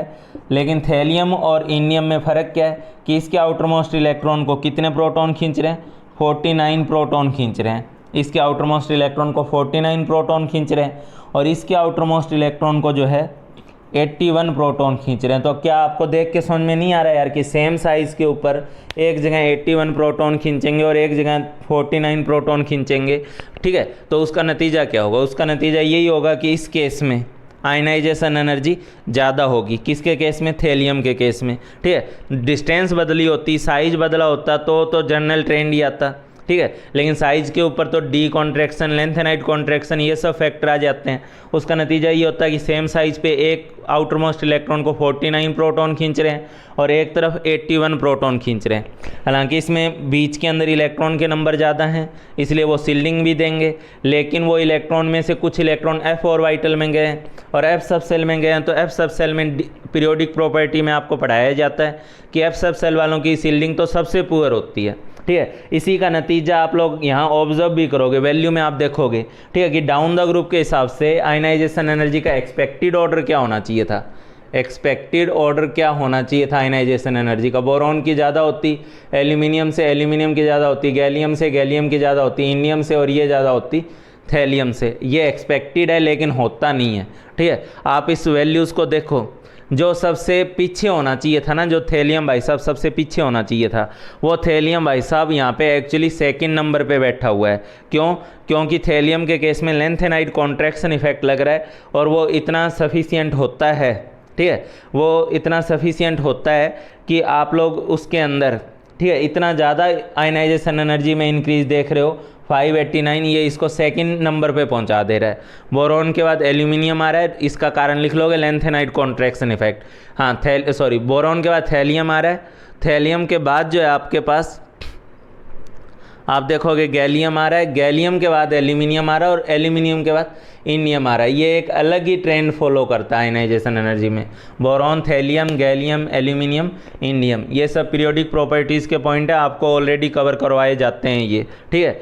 अच्छा, पी ब्लॉक जितना डी से दूर होता चला जाएगा, ठीक है, पी ब्लॉक का जो ग्रुप है वो डी से जितना दूर होता जाएगा, डी कॉन्ट्रैक्शन का इफेक्ट और लेंथेनाइट कॉन्ट्रैक्शन का इफेक्ट, हालांकि डी कॉन्ट्रैक्शन से ज़्यादा पावरफुल होता है लेंथेनाइट कॉन्ट्रैक्शन इफेक्ट, ठीक है, लेकिन ये कम होते चले जाएंगे। और ये चीज़ आप कार्बन फैमिली में ऑब्जर्व करोगे, ये डाटा मैंने इसी लिखा है। कार्बन से ज़्यादा कार्बन की आयनाइजेशन एनर्जी ज़्यादा, डाउन द ग्रुप आए सिलिकॉन की कम हुई, सिलिकॉन से जर्मेनियम की कम हुई, ठीक है। यहाँ वो डी कॉन्ट्रैक्शन इफेक्ट काम ही नहीं कर रहा है। क्यों? क्योंकि आप डी से जितना दूर हो जाओगे डी कॉन्ट्रैक्शन इफेक्ट मिनिमाइज हो जाएगा, लेंथेनाइट कॉन्ट्रैक्शन इफेक्ट मिनिमाइज हो जाएगा। तो कार्बन के मुकाबले सिलिकॉन की आयनाइजेशन एनर्जी कम, सिलिकॉन के मुकाबले जर्मेनियम की कम, जर्मेनियम के मुकाबले टिन की कम, टिन से लेड की ज़्यादा हुई, लेकिन इस बार इतनी ज़्यादा नहीं हुई कि वो सेकंड नंबर पे पहुंच गया। क्यों? आप दूर हो गए हो तो लेड की जो आयनाइजेशन एनर्जी आप देखोगे वो कम जरूर बड़ी जरूर है, थोड़ी सी बढ़ गई। इंडियम के टिन के मुकाबले लेड की आयनाइजेशन एनर्जी थोड़ी सी ज़्यादा जरूर हुई है। किस इफेक्ट के चलते? लेंथेनाइट के चलते। लेकिन अब लेंथेनाइट इफेक्ट यहाँ इतना स्ट्रांगली नहीं लग रहा है कि लेड दूसरे नंबर पर पहुँच गया, वैसा नहीं हो रहा है ना, वैल्यू आपके सामने है, देख लो, ठीक है। तो मैं बस यही बता रहा हूँ। और सिलिकॉन जर्मेनियम में तो इफेक्ट ही नहीं लगा, ठीक है। तो आप डी से दूर आओगे तो डी कॉन्ट्रैक्शन इफेक्ट कमज़ोर हो जाएगा, लेंथेनाइट कॉन्ट्रैक्शन इफेक्ट भी कमज़ोर हो जाएगा। हालांकि लेंथेनाइट थोड़ा स्ट्रॉन्ग इफेक्ट होता है आपस में डी और लेंथेनाइट में, तो इसलिए उसका इफेक्ट यहाँ भी देखने को मिल रहा है, अभी तक भी देखने को मिल रहा है। नाइट्रोजन फैमिली में तो वो भी नहीं देखने को मिलेगा, नाइट्रोजन फैमिली में तो सीधे सीधे down the group ionisation energy घटेगी, ऑक्सीजन फैमिली में सीधे सीधे down the group ionisation energy घटेगी, हेलोजन वाली फैमिली में भी डाउन द ग्रुप सीधे सीधे आयनाइजेशन एनर्जी घटेगी। ठीक है, वो बोरॉन और कार्बन फैमिली सबसे ज़्यादा पंगा जो रहता है, ये एक्सेप्शंस वगैरह जो आते हैं वो बोरॉन फैमिली में ही आते हैं। ठीक है, इसका कारण मैं बार बार बोल रहा हूँ कि इसमें डी कॉन्ट्रैक्शन इफेक्ट भी लगता है और इसमें लेंथेनाइड कॉन्ट्रैक्शन इफेक्ट भी लगता है। यही बेचारा ऐसा ग्रुप है जो सबसे पहले पड़ता है पी ब्लॉक में डी के बाद में। ठीक है, इसलिए इस ग्रुप को कई सारे झमेले, कई सारी नौटंकी झेलनी पड़ जाती है। तो ये आयनाइजेशन एनर्जी का ट्रेंड हो गया आप लोगों के सामने। इसके बाद मैं लिखवाने जा रहा हूँ इलेक्ट्रॉन एफिनिटी का जनरल ट्रेंड। नेक्स्ट प्रॉपर्टी के नाम पे मैंने इलेक्ट्रॉन गेन एंथैल्पी या इलेक्ट्रॉन एफिनिटी को डिस्कस किया है। ये भी पीरियोडिक प्रॉपर्टी है और क्योंकि पीरियोडिक प्रॉपर्टी है तो इसको पीरियोडिक टेबल एंड प्रॉपर्टीज़ में काफ़ी अच्छे से कवर ऑलरेडी करवाया जाता है। ठीक है, यहाँ पे मैं उस पर टाइम नहीं दूंगा। फिर भी इलेक्ट्रॉन एफिनिटी या इलेक्ट्रॉन गेन एंथैल्पी क्या होता है कि जब हम किसी एटम में इलेक्ट्रॉन ऐड करते हैं तो इलेक्ट्रॉन को ऐड करने पे एनर्जी रिलीज होती है। एटलीस्ट पहला इलेक्ट्रॉन ऐड करते हैं तो एनर्जी रिलीज ही होती है। ठीक है, हाँ कुछ कुछ केस होते हैं, ठीक है, जिनका स्टेबल इलेक्ट्रॉनिक कन्फिग्रेशन हो वहाँ पे हो सकता है एनर्जी रिक्वायर्ड हो। Otherwise most of the cases में फर्स्ट इलेक्ट्रॉन जब एलिमेंट में ऐड किया जाता है, कईयों की ये सोच होगी कि इलेक्ट्रॉन ऐड करेंगे तो हमें तो एनर्जी देनी पड़ेगी। देनी नहीं होती है, इलेक्ट्रॉन ऐड करने पे एनर्जी रिलीज़ होती है, क्योंकि एटम का और इनकमिंग इलेक्ट्रॉन के बीच में अट्रैक्शन होता है और जब भी अट्रैक्शन के साथ काम होता है तो वहाँ एनर्जी रिलीज़ होती है। ठीक है, तो इनकमिंग इलेक्ट्रॉन का और एटम का मतलब एटम के न्यूक्लियस का जो इफेक्टिवली जो होगा इनकमिंग इलेक्ट्रॉन के साथ एक अट्रैक्शन होगा और उस अट्रैक्शन के चलते एनर्जी जो है वो रिलीज होगी। ठीक है, तो बस हाँ पहले तो आप ये समझ लो कि इलेक्ट्रॉन गेन एंथैल्पी को कैसे रिप्रेजेंट किया जाता है और इलेक्ट्रॉन एफिनिटी को कैसे रिप्रेजेंट किया जाता है। ठीक है, जितनी ज़्यादा एनर्जी रिलीज होगी वो अपने आप में एक मेजर होगा कि उस एटम का उस इनकमिंग इलेक्ट्रॉन के लिए, जोड़े जाने वाले इलेक्ट्रॉन के लिए कितना प्यार प्रेम है। ठीक है, एफिनिटी वर्ड का मतलब ही क्या है, प्यार प्रेम। तो आने वाले इलेक्ट्रॉन के लिए किसी एटम का कितना प्यार प्रेम है, कितना गहरा लगाव है, ठीक है, वो इस फॉर्म में रिप्रेजेंट किया जाता है इलेक्ट्रॉन एफिनिटी की फॉर्म में। जितनी ज़्यादा एनर्जी रिलीज़ होगी, ठीक है, उतना इलेक्ट्रॉन एफिनिटी या उतना प्यार प्रेम वो है ज़्यादा होगा। ठीक, तो अब बात यह है कि इलेक्ट्रॉन गेन एंथैल्पी, जब आप लोग इसको एंथैल्पी साइन की फॉर्म में रिप्रेजेंट करोगे, डेल्टा एच की फॉर्म में, तो क्योंकि एनर्जी रिलीज होती है तो आपको ऑब्वियस सी बात है उसको नेगेटिव में दिखाना होगा। सबको पता है एक्सोथर्मिक प्रोसेस के केस में डेल्टा एच को नेगेटिव दिखाया जाता है। ठीक है, लेकिन इलेक्ट्रॉन एफिनिटी जब आप बोलोगे तो इलेक्ट्रॉन एफिनिटी तो डिफाइन ही ऐसे करी जाती है, the energy released on adding electron to isolated gaseous atom. तो वहाँ तो हम ऑलरेडी डेफिनेशन में ही डाल चुके होते हैं कि एनर्जी रिलीज हो रही है। तो इलेक्ट्रॉन एफिनिटी जब बताएंगे तो +331 बताएंगे कि भाई इतनी एनर्जी रिलीज हो रही है, लेकिन इलेक्ट्रॉन गेन एंथैल्पी बताएंगे तो विद साइन बताएंगे, और विद साइन बताने का मतलब -331 बतानी पड़ेगी अपने को इलेक्ट्रॉन गेन एंथैल्पी। ठीक है, तो किसी एटम में इलेक्ट्रॉन ऐड करने पे एनर्जी रिलीज होगी और उस रिलीज एनर्जी को हम लोग इलेक्ट्रॉन एफिनिटी या इलेक्ट्रॉन गेन एंथैल्पी की फॉर्म में रिप्रेजेंट करते हैं। उस रिलीज्ड एनर्जी को पॉजिटिव बताएंगे इलेक्ट्रॉन एफिनिटी के सेंस में, और उस इलेक्ट्रॉन गेन डेल्टा एच की फॉर्म में, इलेक्ट्रॉन गेन एंथैल्पी की फॉर्म में उसे नेगेटिव बताएंगे। ठीक है, अच्छा इसका जनरल ट्रेंड क्या होता है, पीरियोडिक ट्रेंड क्या होता है? इसका जनरल और पीरियोडिक ट्रेंड होता है कि along the period electron affinity increases. ठीक है, और जितनी पीरियोडिक प्रॉपर्टी है यार, आयनाइजेशन एनर्जी, इलेक्ट्रॉन एफिनिटी और इलेक्ट्रोनेगेटिविटी, ये तीनों जो मेन इंपॉर्टेंट पीरियोडिक प्रॉपर्टी है वो अलोंग द पीरियड बढ़ती हैं, और डाउन द ग्रुप तीनों का जो सीन होता है वो एक ही होता है। ठीक है, down the group electron affinity decreases. ठीक है, तीनों का यही सीन होता है। जनरल ट्रेंड जो होता है along the period electron affinity बढ़ेगी, down the group electron affinity कम होगी। लेकिन डाटा मैंने दिया है, यहाँ पे इस डाटा को भी एनालाइज करना है। पहली बात तो मैंने नाइट्रोजन को सर्कल किया है। ठीक है, ये तो माइनस ही है, ये प्लस नहीं है, वो गलती से उसके साथ चिपका हुआ अगर फील हो रहा है तो ये तो -123.4 है नाइट्रोजन के। ये डाटा मैंने इलेक्ट्रॉन गेन एंथैल्पी का दिया है, मतलब रिलीज हो रही है तो मैंने माइनस करके लिखा है, तो रिक्वायर्ड है तो उसको मैंने प्लस करके लिखा है।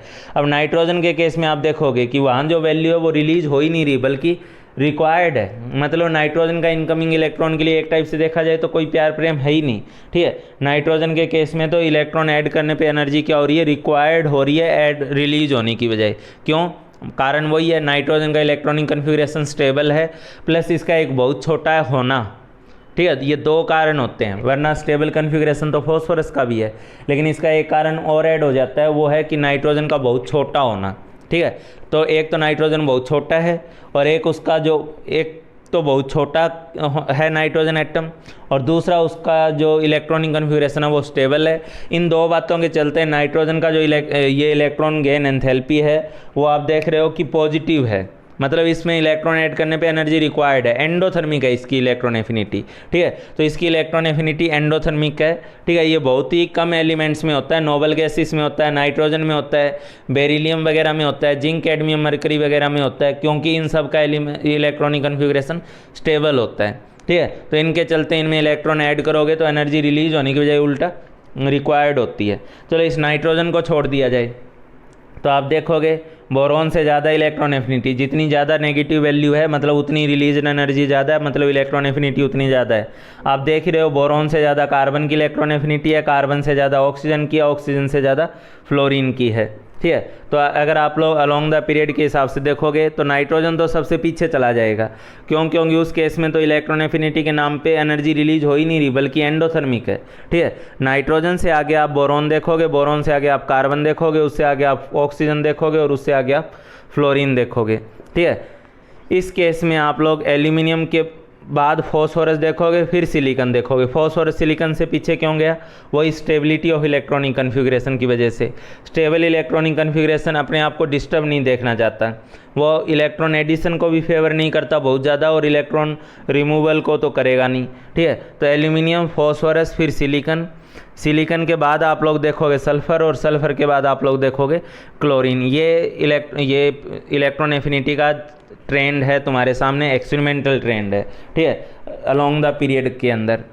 और उसके बाद अगर मैं डाउन द ग्रुप के हिसाब से बात करूं, ठीक है, तो मैंने जो यहाँ दिखाया है डाउन द ग्रुप के हिसाब से इलेक्ट्रॉन एफिनिटी क्या होनी चाहिए थी? घटनी चाहिए थी, लेकिन आप क्या देखते हो? फ्लोरीन के मुकाबले क्लोरीन की इलेक्ट्रॉन एफिनिटी ज़्यादा है।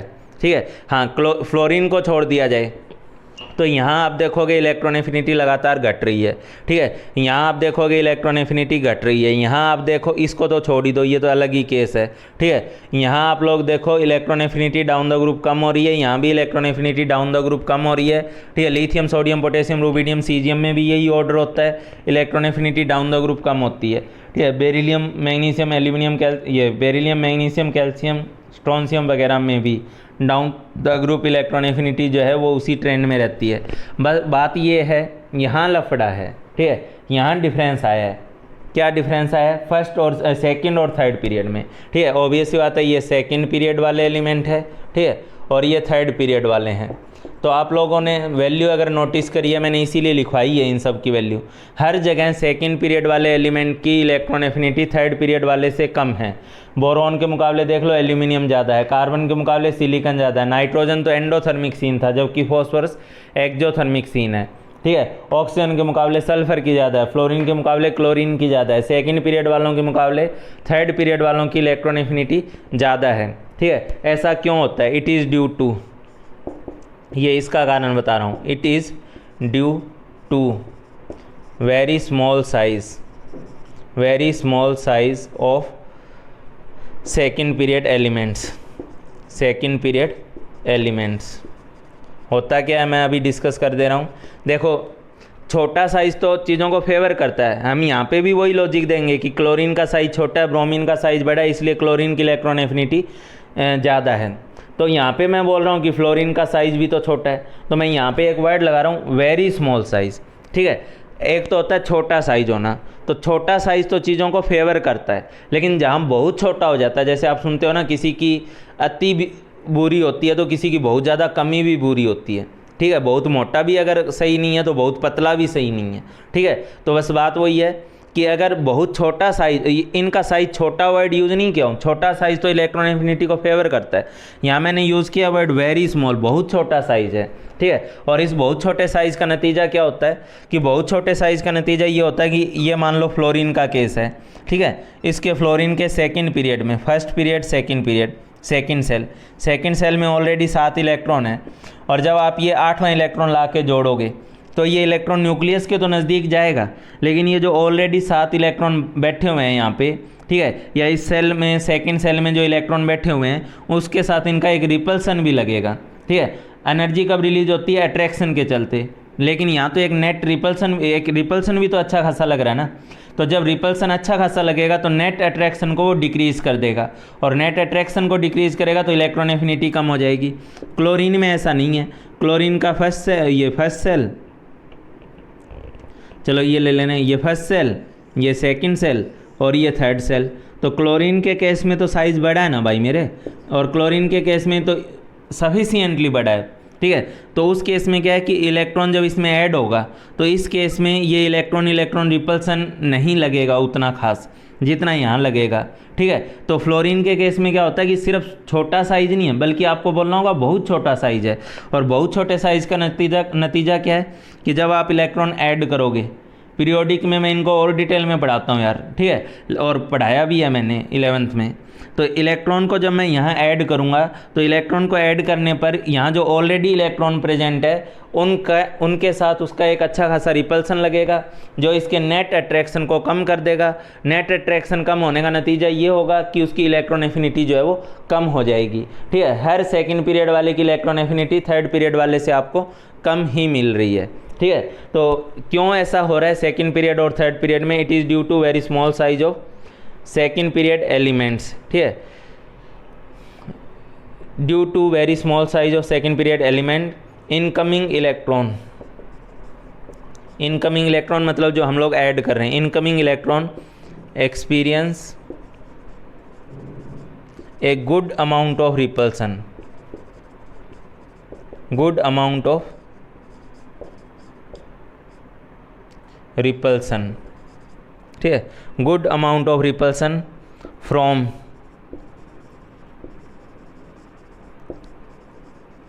ऑलरेडी प्रेजेंट इलेक्ट्रॉन्स, ठीक है। Experience a good amount of repulsion from already present electron, जो ऑलरेडी वहाँ पे इलेक्ट्रॉन प्रेजेंट है उनके साथ वो एक अच्छा खासा रिपल्सन एक्सपीरियंस करता है, ठीक है। Good amount of repulsion from already present electrons which decreases the, ठीक है, विच decreases the net attraction, which decreases the net attraction and therefore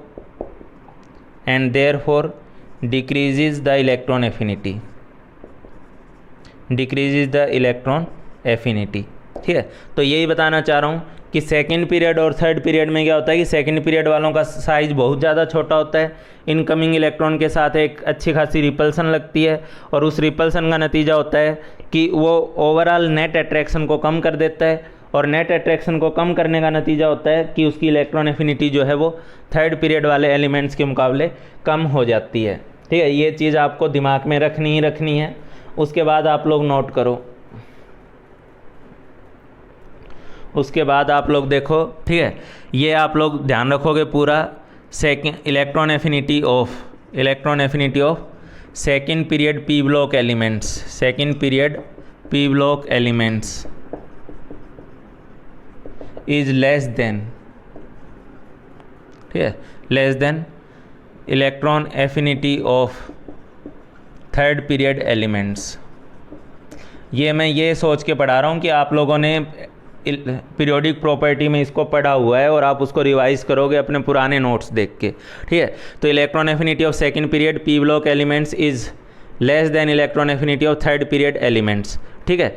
ये चीज़ हर किसी में, बोरॉन की इलेक्ट्रॉन एफिनिटी एल्यूमिनियम से कम है, कार्बन की जो है वो सिलिकॉन से कम है, ठीक है। नाइट्रोजन की इलेक्ट्रॉन एफिनिटी जो है वो फॉस्फोरस से कम है, और उसी तरीके से ऑक्सीजन की सल्फ़र से कम है, और फ्लोरीन की क्लोरीन से कम है। और आपको पीरियोडिक प्रॉपर्टी में पढ़ाया भी जाता है कि क्लोरीन की जो इलेक्ट्रॉन एफिनिटी होती है पीरियोडिक टेबल में हाईएस्ट होती है। क्लोरीन की जो इलेक्ट्रॉन एफिनिटी होती है पीरियोडिक टेबल में क्या होती है? हाईएस्ट होती है। ये आप पढ़ते ही हो, ठीक है। अच्छा, उसके अलावा कुछ ऑब्जर्व करने वाला फैक्ट है यहाँ पे? बिल्कुल है, ठीक है। ऑब्जर्व करने वाला फैक्टर है और बिल्कुल है, ठीक है, जिससे रिलेटेड क्वेश्चन कभी भी पूछा जा सकता है। फ्लोरीन की इलेक्ट्रोनेगेटिविटी क्लोरीन से कम जरूर हुई है, लेकिन वो दूसरे नंबर पे है अपने ग्रुप में, ठीक है। तो फ्लोरीन के बाद क्लोरीन के बाद फ्लोरीन का नंबर आया है और फ्लोरीन के बाद ब्रोमीन और आयोडीन का नंबर आया है, ठीक है। लेकिन आप ऑक्सीजन फैमिली में देखो, क्योंकि एक बार ये क्वेश्चन आ गया था और उसके बाद ये क्वेश्चन कई बार रिपीट हुआ है, ठीक है। ऑक्सीजन फैमिली में देखोगे कि सल्फर के बाद सिलेनियम आ रहा है और सिलेनियम के बाद टेल्यूरियम आ रहा है और टेल्यूरियम के बाद जो है आपके पास उससे टेपो था रे, ये टीई था, टीई मैं तब से टीओ लिख दिया हूँ, ठीक है, ये सही था। सल्फर, सेलेनियम, टेल्यूरियम, उसके बाद आपके पास ऑक्सीजन आ रहा है, टीओ लिख दिया था, ये टीई होगा, सॉरी, ठीक है। लेकिन फिर भी आप ये देखोगे कि इस ग्रुप में ऑक्सीजन सबसे पीछे चला गया है, ठीक है। ये CBr वाले सीन है, इसको आपको ध्यान रखना है। फ्लोरीन पीछे हुआ लेकिन क्लोरीन के पीछे हुआ, ऑक्सीजन तो सबके पीछे हो गया। और नाइट्रोजन फैमिली तो बिल्कुल ही अलग ही इसकी तो नौटंकी है, ठीक है। इस केस में तो डाउन द ग्रुप में इलेक्ट्रॉन एफिनिटी आप लोग क्या होते हुए देख रहे हो, बढ़ते हुए देख रहे हो, ठीक है। डाउन द ग्रुप में इलेक्ट्रॉन एफिनिटी जो है वो आप लोग बढ़ते हुए देख रहे हो, ठीक। ये क्वेश्चन कई बार पूछा जा चुका है, इसलिए मुझे बताना जरूरी था, मैंने बता दिया। बाकी आप अपना इलेक्ट्रॉन एफिनिटी वाली पुराने नोट्स को पीरियोडिक प्रॉपर्टी से रिवाइज करो। और मैं यहाँ पे इस पार्ट को एंड कर रहा हूँ, इलेक्ट्रॉन एफिनिटी पार्ट को। नेक्स्ट फिजिकल प्रॉपर्टी में या नेक्स्ट प्रॉपर्टी में मैं आप लोगों के साथ बॉन्ड एनर्जी डाटा जो है उसको डिस्कस करने जा रहा हूँ। बॉन्ड एनर्जी जो होती है सिमिलर एटम्स के बीच की, एटलीस्ट उस पार्ट को मैंने बहुत ट्राई किया इधर उधर बॉन्ड एनर्जी डाटा, सभी पूरे एलिमेंट्स का आपस का बॉन्ड एनर्जी डाटा जुगाड़ने का। लेकिन एक्चुअली क्या है कि बॉन्ड एनर्जी जो होती है वो सिचुएशन बेस्ड भी होती है, मतलब वो सराउंडिंग एटम के साथ, जैसे अब फॉस्फोरस की बॉन्ड एनर्जी की बात हो रही है, तो ये इस बात पे भी डिपेंड करेगी कि फॉस्फोरस आपस में जुड़ा हुआ किसके साथ है, ठीक है। कल को यहाँ पे आप लोग ये नाइट्रोजन ले रहे हैं जैसे, ठीक है, तो अगर कल को आप NH2 के केस में नाइट्रोजन की सिंगल बॉन्ड एनर्जी को देखेंगे, ठीक है, और यही केस अगर आप लोग CH3 होल डिवाइस N और CH3 होल डिवाइस के केस में देखेंगे, इन केस की जो बॉन्ड एनर्जी होगी वो एक जैसी नहीं आती। तो इसलिए मैंने काफ़ी ट्राई की, लेकिन मुझे एक प्रॉपर बॉन्ड एनर्जी डाटा जो होता है वो नहीं मिला। सब जगह कुछ अलग अलग बॉन्ड एनर्जी डाटा ही मिल रहा था। नेट से मैंने ट्राई किया, ठीक है, किसी में कुछ बॉन्ड एनर्जी दी हुई थी, किसी में कुछ दी हुई थी, ठीक है। तो मैंने कुछ स्टैंडर्ड बॉन्ड एनर्जी जो है, जो कुछ NCERT में भी डिस्कस है और कुछ जो बिल्कुल स्टैंडर्ड है, उन एनर्जी को मैंने यहाँ केवल रिप्रेजेंट किया है, बाकी मैंने स्किप कर दिए हैं। एक्चुअली एक बात ध्यान दो, केमिकल बॉन्डिंग में हम लोग सीधे सीधे पढ़ते हैं, केमिकल बॉन्डिंग में हम सीधे सीधे पढ़ते हैं क्या, कि जैसे जैसे एटम का साइज बढ़ेगा, जैसे जैसे ऑर्बिटल का साइज बढ़ेगा, वैसे वैसे उनका एक्सटेंट ऑफ ओवरलैप कम होगा, उनकी बॉन्ड एनर्जी जो है वो कम होगी। ये चीज़ आप यहाँ पे देख पा रहे हो। क्लोरीन की बॉन्ड एनर्जी से कम है, ब्रोमीन की उससे कम है, आयोडीन की। यही चीज़ आप लोग यहाँ भी देख पा रहे हो, ठीक है। यहाँ तो यहाँ ऊपर से लेके नीचे तक पूरा देख पा रहे हो। कार्बन की बॉन्ड एनर्जी सिलिकन से ज़्यादा है, सिलिकन की जर्मेनियम से, और जर्मेनियम वाले की टिन और टिन से ज़्यादा है। क्यों? बहुत बेसिक सा कारण है, ठीक है। क्या बेसिक सा कारण है कि कार्बन के केस में, कार्बन फैमिली के केस में उसका साइज छोटा है, सिलिकन का साइज और बड़ा हो गया, जर्मेनियम का और बड़ा हो गया। तो जैसे जैसे साइज बढ़ेगा बॉन्ड एनर्जी जो है वो घटती है। बोरॉन की बॉन्ड एनर्जी एल्यूमिनियम से ज़्यादा होगी, और एल्यूमिनियम की जो बॉन्ड एनर्जी है वो गैलियम से ज़्यादा होगी, ठीक है। लेकिन अब आप लोग अगर यहाँ नज़र डालोगे तो यहाँ पे आप लोग देखोगे कि फ्लोरीन की जो बॉन्ड एनर्जी है वो क्लोरीन से कम है। क्लोरीन से तो छोड़ो, इवन वो आयोडीन के आसपास है, ठीक है, उससे थोड़ी सी ज़्यादा है। इवन ब्रोमीन से भी कम है, ठीक है। मैंने सल्फर और फॉस्फोरस की बॉन्ड एनर्जी यहाँ नहीं शो करी है, लेकिन मैं अगर शो करता तो आप देखते कि ऑक्सीजन की बॉन्ड एनर्जी सल्फर से कम है। नाइट्रोजन सिंगल बॉन्ड की बॉन्ड एनर्जी फॉस्फोरस के सिंगल बॉन्ड से कम है, ठीक है। तो ऐसा क्या है, जब आप बोल ही रहे हो कि साइज बढ़ने से बॉन्ड एनर्जी घटती है, तो फिर यहाँ फ्लोरीन, यहाँ ऑक्सीजन, यहाँ नाइट्रोजन में क्यों प्रॉब्लम हुई है ऐसी, ठीक है। तो मैंने अभी थोड़ी देर पहले आप लोगों को बताया है कि जैसे एक तो छोटा साइज अच्छा होता है, लेकिन मैंने आपको साथ साथ ये भी बताया था कि बहुत छोटा साइज जो होता है वो ख़राब भी होता है, ठीक है। बहुत छोटा साइज जो है वो चीज़ों को बिगाड़ भी देता है। तो ये चीज़ आपको अपने दिमाग में रखनी होगी। मैंने पहले भी आज ही के लेक्चर में बोला है, ठीक है, कि बहुत छोटा साइज, जैसे छोटा साइज अच्छा है, छोटे साइज, जितना छोटा साइज है, क्लोरीन का साइज छोटा है, बॉन्ड एनर्जी ज़्यादा है। आयोडीन का साइज बड़ा है, बॉन्ड एनर्जी कम है। कार्बन का साइज छोटा है, बॉन्ड एनर्जी ज़्यादा है। SN का साइज बड़ा है, बॉन्ड एनर्जी कम है। तो साइज छोटा रहने से बॉन्ड एनर्जी क्या होती है? अच्छी होती है। ठीक है, क्योंकि एक्सटेंट ऑफ ओवरलैप अच्छा होता है। लेकिन फिर यहाँ पे क्या बात आ जाती है, यहाँ पे मैं वर्ड बोलूँगा कि यहाँ छोटा नहीं बल्कि बहुत छोटा साइज़ है, और बहुत छोटे साइज़ का नतीजा क्या होता है, ठीक है, आपको ये केमिकल बॉन्डिंग वगैरह में पढ़ाया जाता है, मैं जल्दी से इसके बारे में पढ़ा दे रहा हूँ आपको। जैसे फ्लोरीन और फ्लोरीन वाला ये केस है, ठीक है, तो यहाँ पे क्या होता है कि इनका इतना छोटा साइज है कि इस एक एटम का लोन पेयर दूसरे एटम के लोन पेयर को आपस में क्या करता है, रिपेल करता है, और उस रिपल्सन के बदले में, रिपल्सन से क्या होता है कि उस रिपल्सन से इनकी जो बॉन्ड एनर्जी होती है वो कम हो जाती है, और बहुत अच्छी खासी कम हो जाती है, ठीक है।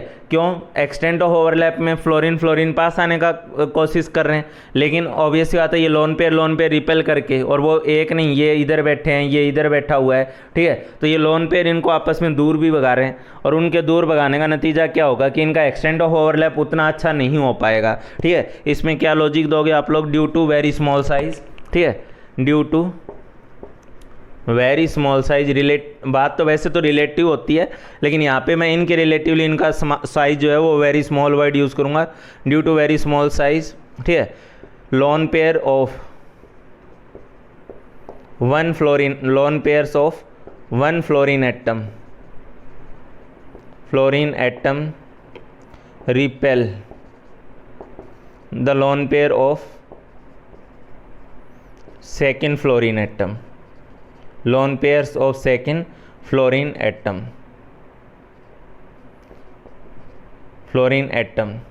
which decreases their bond energy,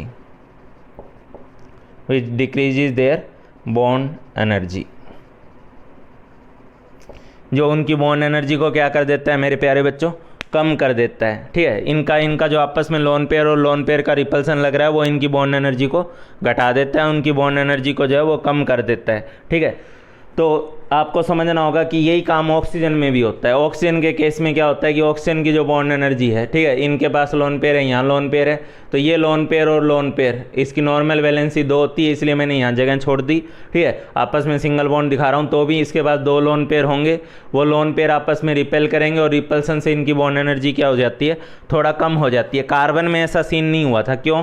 carbon की नॉर्मल वैलेंसी जो होती है वो 4 होती है, ठीक है, और उस केस में कार्बन के पास कोई लोन पेयर नहीं है, और लोन पेयर नहीं है तो उस टाइप का रिपल्सन यहाँ कार्बन वाले केस में आपको नहीं देखने को मिलता। नाइट्रोजन के केस में भी क्या रहता है, एटलीस्ट 3 वैलेंसी है, तो 1 लोन पेयर इसके पास है, 1 लोन पेयर इसके पास है, ठीक है। तो यहाँ भी आपको लोन पेयर रिपल्सन देखने को मिलेगी अगल बगल वाले एटम में, और इसके छोटे साइज की वजह से ये लोन पेयर रिपल्सन इतनी होगी कि इसकी बॉन्ड एनर्जी फॉस्फोरस से कम हो जाएगी। ऑक्सीजन वाले की बॉन्ड एनर्जी सल्फर से कम हो जाएगी, ठीक है। तो ओवरऑल जो बॉन्ड एनर्जी का ऑर्डर होता है कार्बन वाली फैमिली में और बोरॉन वाली फैमिली में, ये पॉइंट अप्लाई नहीं होगा, मैं पहले बता दे रहा हूँ, ठीक है। ये चीज़ अगर आप लोग नोट कर चुके हो तो मैं इसको हटाने जा रहा हूँ, ठीक है, आप इसको अच्छे से नोट कर लो, यहाँ लिख दे रहा हूँ अदरवाइज। बोरॉन फैमिली में, ठीक है, अगर आप लोग बॉन्ड एनर्जी को देखोगे तो बोरॉन की बॉन्ड एनर्जी एल्यूमिनियम से ज़्यादा होगी, ठीक है। यहाँ ये लोन पेयर वगैरह वाला दिक्कत नहीं है, इसलिए ऊपर से लेके नीचे तक साइज बढ़ने की वजह से बॉन्ड एनर्जी घटती है। बोरॉन एल्यूमिनियम, ठीक है, या गैलियम उसी तरीके से आप लोग इस केस में देखोगे कार्बन की बॉन्ड एनर्जी ज़्यादा होगी सिलिकन से उसकी बॉन्ड एनर्जी ज़्यादा होगी जर्मेनियम से। इवन मैंने इनका बॉन्ड एनर्जी डाटा भी दिया, और इसकी बॉन्ड एनर्जी ज़्यादा होगी टिन से, ठीक है। उसके बाद नाइट्रोजन वाले केस में नाइट्रोजन से ज़्यादा बॉन्ड एनर्जी होगी फॉस्फोरस की, हालांकि उसके बाद बॉन्ड एनर्जी, यहाँ देखना मैंने यहाँ पे साइन जो है वो बदल के दिखाया है, ठीक है। नाइट्रोजन से ज़्यादा दिखाया है फॉस्फोरस को, लेकिन उसके बाद आर्सेनिक वगैरह और एंटीमनी वगैरह इन सब की बॉन्ड एनर्जी लगातार घटेगी, ठीक है। यही चीज़ आप ऑक्सीजन फैमिली में भी देखेंगे, ठीक है। क्या देखेंगे, ऑक्सीजन के मुकाबले बॉन्ड एनर्जी ज़्यादा होगी सल्फर की, लेकिन उसके बाद जो बॉन्ड एनर्जी है वो घटेगी, ठीक है। यही चीज़ आप फ्लोरीन में देखेंगे। फ्लोरीन की बॉन्ड एनर्जी से ज़्यादा होगी क्लोरीन की, लेकिन उसके बाद ब्रोमीन की बॉन्ड एनर्जी घटेगी और उसके बाद आयोडीन की। हालांकि अक्सर एक क्वेश्चन सुनने देखने को मिल जाता है, ठीक है, इसलिए मैं पहले से बता देना चाह रहा हूँ बॉन्ड डिसोसिएशन एनर्जी का ये ऑर्डर जो है, इसमें आपको एक एक्स्ट्रा पॉइंट और याद रखना पड़ेगा, क्या कि क्लोरीन की बॉन्ड एनर्जी ज़्यादा, उसके बाद ब्रोमीन की, और फ्लोरीन की जो बॉन्ड एनर्जी है वो almost equal to iodine bond energy है, ठीक है। यहाँ इनका लोन पेयर रिपल्सन जो है वो इतना ज़्यादा है कि इनकी बॉन्ड एनर्जी केवल क्लोरीन से ही कम नहीं हुई, बल्कि इवन आयोडीन के आसपास पहुँच गई, ब्रोमीन से भी कम हो गई है, ठीक है। ये एक इम्पॉर्टेंट महत्वपूर्ण बात बता रहा हूँ आपको, ठीक है। ये CBR वाला केस है, रट लेना। क्लोरीन मतलब बॉन्ड एनर्जी पीछे चली गई है, तो हम इसके लोन पे रिपल्सन से समझ गए कितना पीछे चली गई, वो एक्सपेरिमेंटल होगा, वो रटना पड़ेगा। ये इतना पीछे चला गया कि ये केवल क्लोरीन से ही पीछे नहीं हुआ, बल्कि ब्रोमीन से भी पीछे हो गया, आयोडीन के ऑलमोस्ट बराबर पहुंच गया था। इतनी कम हो गई थी बॉन्ड एनर्जी इस केस में लोन पेयर के रिपल्सन से। ये चीज़ मैं यहाँ हटाने जा रहा हूँ, आप लोग इसको जल्दी से नोट कर लें। हाँ भाई, आप लोगों ने एक वर्ड सुना होगा केटेनेशन, ठीक है। ये मैंने बॉन्ड एनर्जी वाला पॉइंट क्यों उठाया, ठीक है, क्योंकि NCERT में कहीं कहीं ये टर्म डिस्कस हुई है, केटेनेशन। तो केटेनेशन क्या होता है? केटेनेशन क्या होता है कि आपस में जुड़ कर के लॉन्ग चेन कंपाउंड फॉर्म करने की टेंडेंसी को हम लोग केटेनेशन बोलते हैं, ठीक है। The self linking tendency to form long chain compounds is called catenation, ठीक है। मैं बोल रहा हूँ, लिखवाऊंगा नहीं। The self linking tendency to form long chain compounds is called catenation. आपस में जुड़ के लॉन्ग चेन कंपाउंड्स फॉर्म करने की जो टेंडेंसी है, उस टेंडेंसी का नाम जो है वो केटेनेशन है, ठीक है। तो अब बात आती है कि केटेनेशन किसका सबसे ज़्यादा होगा। आप लोगों के सामने पीरियोडिक टेबल पड़ी हुई है, सॉरी एनर्जी डाटा मैंने थोड़ा थोड़ा शो किया हुआ है, तो मैं आप लोगों को बताना चाहूँगा स्ट्रॉन्गेस्ट होमोएटॉमिक सिंगल बॉन्ड, मैंने काफ़ी इस चीज़ को कि आप लोग कोई टेक्निकल एरर ना निकाल पाओ, strongest homoatomic single bond between polyvalent atom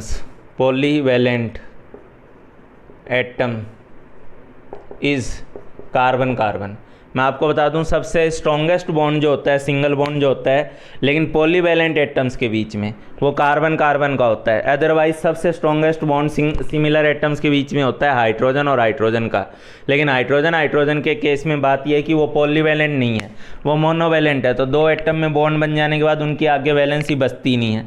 carbon में क्या है कि एक बॉन्ड अगर बन गया तो भी उसके पास 3 वैलेंसी खाली पड़ी है, उसी खाली वैलेंसी का फ़ायदा उठाते हुए वो आगे से आगे कार्बन से जुड़ सकता है। लेकिन हाइड्रोजन के पास तो वो स्कोप ही खत्म हो गया ना, वरना सबसे स्ट्रॉन्गेस्ट बॉन्ड हाइड्रोजन और हाइड्रोजन का होता है, ठीक है, सिमिलर एटम्स के बीच का। सेकंड स्ट्रॉन्गेस्ट बॉन्ड जो होता है वो कार्बन का होता है, ठीक है। यहाँ इनकी बॉन्ड एनर्जी रिपल्सन की वजह से घटने लगती है, ठीक है। तो इसलिए सबसे स्ट्रॉन्गेस्ट बॉन्ड जो रहता है वो कार्बन के बीच में रहता है, पॉलीवैलेंट एटम्स के बीच में। अदरवाइज सबसे स्ट्रॉन्गेस्ट बॉन्ड हाइड्रोजन का होता है सिमिलर एटम्स के बीच में, ठीक है। तो केटेनेशन टेंडेंसी अल्टीमेटली किस बात पे डिपेंड करेगी? केटेनेशन टेंडेंसी इसी बात पे डिपेंड करती है कि आपस में हाईएस्ट बॉन्ड एनर्जी किसकी है, ठीक है। जिसकी आपस में हाईएस्ट बॉन्ड एनर्जी होगी उसी की केटेनेशन जो है वो ज़्यादा होगा, ठीक है, उसी की केटेनेशन टेंडेंसी ज़्यादा होगी, ठीक है। तो आप लोगों को पता होना चाहिए हाईएस्ट केटेनेशन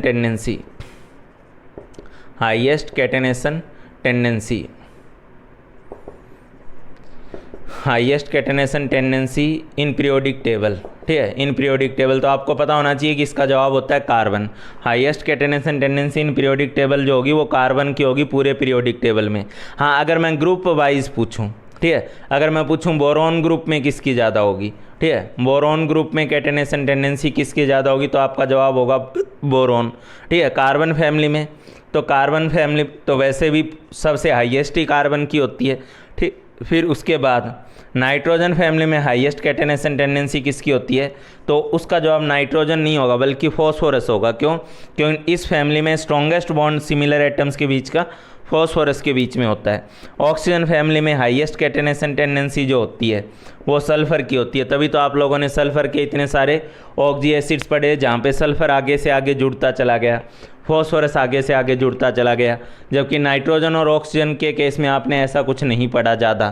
ठीक है, तो बोरॉन फैमिली में बोरॉन की कैटेनेशन ज़्यादा है, कार्बन फैमिली में कार्बन की, लेकिन नाइट्रोजन फैमिली में फॉस्फोरस की और ऑक्सीजन फैमिली में सल्फर की। ठीक है, और एनसीईआरटी में दिया है कार्बन फैमिली में जो कैटेनेशन टेंडेंसी का ऑर्डर है, कार्बन की कैटेनेशन टेंडेंसी सिलिकॉन से कहीं ज़्यादा है, और सिलिकॉन की कैटेनेशन टेंडेंसी जो है वो इस जर्मेनियम और टिन से ज़्यादा है, और जर्मेनियम और टिन की ऑलमोस्ट क्या दी हुई है, बराबर दी हुई है कैटेनेशन टेंडेंसी, ऐसा एनसीईआरटी में लिखा हुआ है। ठीक है, तो ये मैंने बॉन्ड एनर्जी डिस्कस की, और बॉन्ड एनर्जी के साथ साथ मैंने डिफरेंट ग्रुप्स में जो कैटेनेशन टेंडेंसी होती है उसको डिस्कस किया। ठीक है, इसके अलावा एक फिजिकल प्रॉपर्टी मैं आपके साथ और डिस्कस करना चाहूँगा कि अलग अलग ग्रुप के जो एलिमेंट्स हैं वो अपनी एलिमेंटल फॉर्म में किस स्टेट में एग्जिस्ट करते हैं, सॉलिड स्टेट, लिक्विड स्टेट या गैस स्टेट, किस स्टेट में एग्जिस्ट करते हैं। ठीक है, उनका रिलेटिव कंपैरिजन हल्का फुल्का करूँगा, ज़्यादा नहीं, और वो मैं एनसीईआरटी से फ़ोटो खींच के, ठीक है, उसका एक छोटा सा ये छोटा सा पीपीटी टाइप प्रेजेंटेशन जो होता है वो मैं एक वीडियो के थ्रू आपके साथ शेयर करूंगा इसी के अंदर। ठीक है, बहुत ज़्यादा नहीं, बस एनसीईआरटी से ही वो मैंने उठाया है, और उसको मैं आपके साथ शेयर करूंगा कि किस फिजिकल स्टेट क्या है डिफरेंट एलिमेंट्स की इन ब्लॉक केमिस्ट्री में। ठीक है, तो वो अलग से करवा देता हूँ, इस चीज़ को आप उतार लो। ये बॉन्ड एनर्जी डाटा, और ये बहुत इंपॉर्टेंट कंसेप्ट है। बॉन्ड एनर्जी का पॉइंट जो है वो केमिकल बॉन्डिंग में ज़्यादा डिस्कस किया जाता है। बोरॉन एक नॉन मेटेलिक नेचर का एलिमेंट है जिसकी बहुत स्ट्रॉन्ग क्रिस्टलाइन लैटिस की वजह से बहुत ज़्यादा hard and high melting point element है ये। और इसके जो बाकी एलिमेंट्स हैं इस ग्रुप के, उनका मेल्टिंग पॉइंट रिलेटिवली काफ़ी कम है। गैलियम तो इवन 30 डिग्री सेल्सियस उसका मेल्टिंग पॉइंट है, 30 डिग्री सेल्सियस। हालांकि इसका बॉइलिंग पॉइंट काफ़ी हाई है, इसकी वजह से इसको हाई टेम्परेचर मेजरमेंट के लिए जो थर्मामीटर बनाते हैं उसमें इसको यूज़ किया जाता है। और डाउन द ग्रुप इस ग्रुप में जो है डेंसिटी लगातार घटती है, बोरॉन से थैलियम तक डेंसिटी डिक्रीज करती है। कार्बन फैमिली के सारे एलिमेंट सॉलिड हैं। कार्बन और सिलिकॉन जो है वो नॉन मेटल हैं, जर्मेनियम मेटेलॉइड है। हालांकि पीरियोडिक प्रॉपर्टी में एनसीईआरटी में ही सिलिकॉन को भी जर्मेनियम के साथ साथ मेटेलॉइड बताया गया है, जबकि इस ग्रुप में टिन और लेड जो है वो soft metal with low melting point है। हालांकि इनके मेल्टिंग पॉइंट और बॉइलिंग पॉइंट जो है वो ग्रुप 13 एलिमेंट्स के मुकाबले काफ़ी हाई है। नाइट्रोजन फैमिली के सारे एलिमेंट्स पॉलीएटॉमिक हैं। नाइट्रोजन एक गैस है, जबकि बाकी एलिमेंट्स सॉलिड फॉर्म में एग्जिस्ट करते हैं। नाइट्रोजन फॉस्फोरस नॉन मेटल्स हैं। आर्सेनिक एंटीमनी मेटेलॉइड्स हैं। बिस्मिथ मेटल है। इसके अलावा इनका boiling point top to bottom increase करता है, लेकिन मेल्टिंग पॉइंट में nitrogen to phosphorus to arsenic increase करता है, लेकिन उसके बाद एंटीमनी टू बिस्मिथ ये डिक्रीज करता है। नाइट्रोजन के अलावा इस ग्रुप के सारे एलिमेंट्स एलोट्रोपिक फॉर्म शो करते हैं।